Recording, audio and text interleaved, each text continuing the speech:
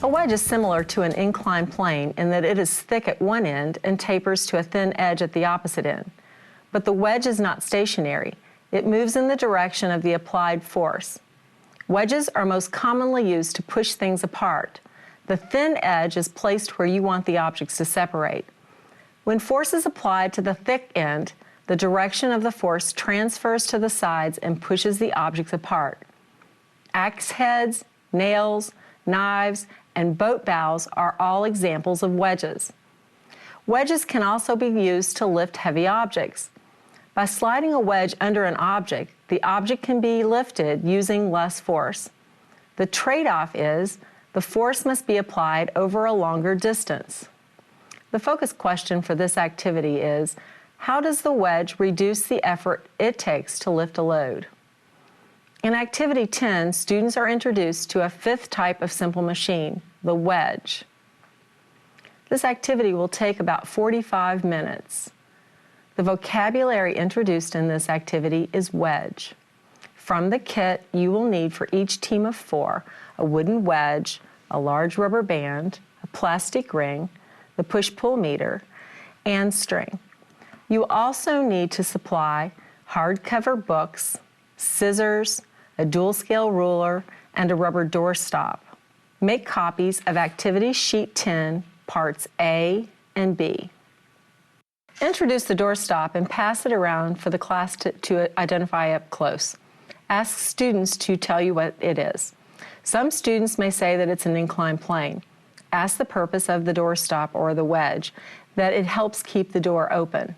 Name a student to demonstrate how the doorstop is used. Also, ask which end goes under the door.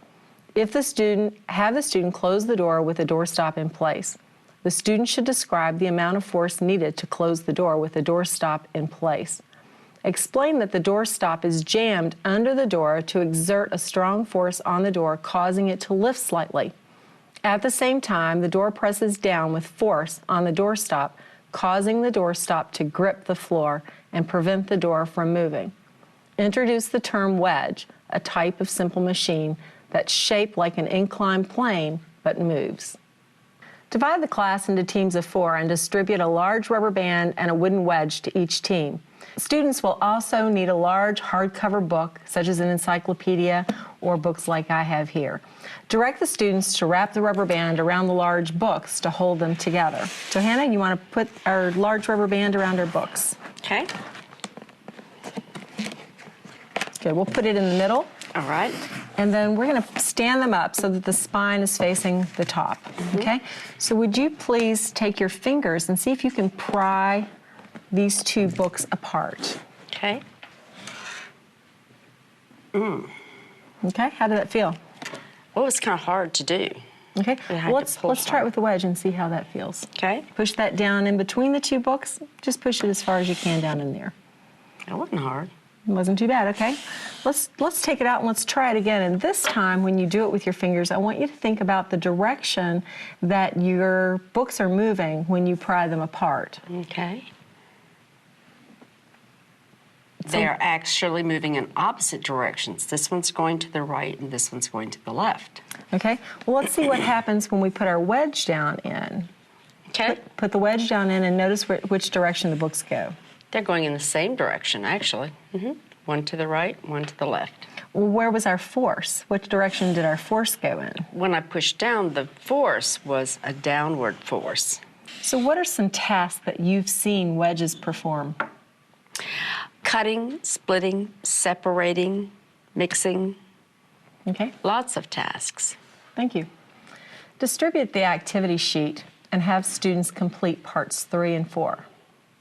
Disassemble your books, take the rubber band off, and then attach your string to your book, package style, like we did in previous lessons. It will be handy to actually, at this point, go back and use that lead string to just slip through to give yourself something to attach to and to lift the book. So slip that through. And then we're going to start off, Johanna, just by taking a look at this book and see how does it feel if you try to just lift the book off the table? I feel there's some weight there. It's not real easy to do. Okay, well, let's try the wedge. Okay. Push the wedge in and let's lift the book. Oh, that didn't take a lot of force. Okay, let's take our ruler and let's measure and let's lift it again, and let's lift it 5 centimeters. Okay, you read it and I'll lift. Okay. Okay, how does that feel? Okay, about the same as lifting Okay, it. and when we measure the back of our wedge, we see that it is also 5 centimeters. Okay. So that's how far we lifted it before. Do you remember in previous lessons how we were able to measure how much force it took to lift objects? We use the push-pull meter. So let's use the push-pull meter again this time and see right. how much force it takes to lift the book off the table just by hand like you just did a minute ago. So if you want to attach that string to the ring, and then if you'll lift the book 5 centimeters, I'll read how much force it takes. Okay? Okay.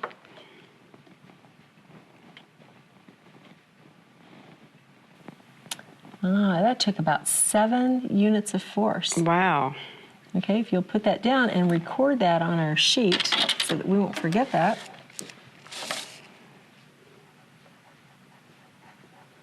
Okay, and we said again, our wedge is 5 centimeters high, so we're going to actually lift the book 5 centimeters. So let's take the string off and let's see if we can find a way that we can use our push-pull meter to measure how much force it's going to take to lift our book off the table 5 centimeters. Okay. Okay? So what you're saying is use the push-pull meter to force the wedge under the book? Yes. And see how much force it takes? Right. Okay. Whoops. That took about 4 units of force. Okay. And how much did we say it took to lift the book by hand? 7 units. So Less force. a lot less force. Let's take a look and see how far we had to move that book. And I guess we really had to move it the length of the wedge, didn't we? We did. So why Under don't the you foot. measure the length of the wedge for me in centimeters, and let's see how long that is. Okay. That's actually 17 centimeters. 17 centimeters. So remember in past things that we've done, we've kind of seen a trade-off, haven't we? Less force but longer distance. Right. Do you think that happened in this case? Definitely. We had to push it farther, but it didn't take as much force. Students conclude that the wedge enables you to use less force to move an object, but the trade-off is that the wedge must be moved a long distance to lift a book a short distance. Students are reminded that the purpose of simple machines is to use less force, but typically the distance is increased. Remind the students of the purpose of simple machines. Collect all of the materials and return them to the kit. Cut the string off the book and discard. Read page 10, Wedge, in the Delta Science Reader.